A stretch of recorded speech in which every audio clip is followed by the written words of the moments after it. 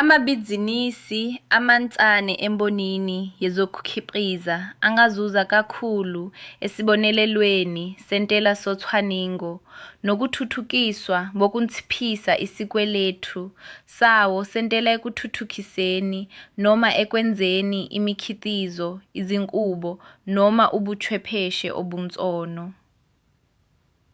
Emabhizinisini asakala, ukuncishwa kwentela okungamaphesenti ayi-150 kwasendaweni ngaphansi kwesigaba se-10 nanye-D kunikeza ithuba elibalulekile kuwavumela ukuthanciphise isikweletu sawo sentela ngokuqondile minyaka yonke.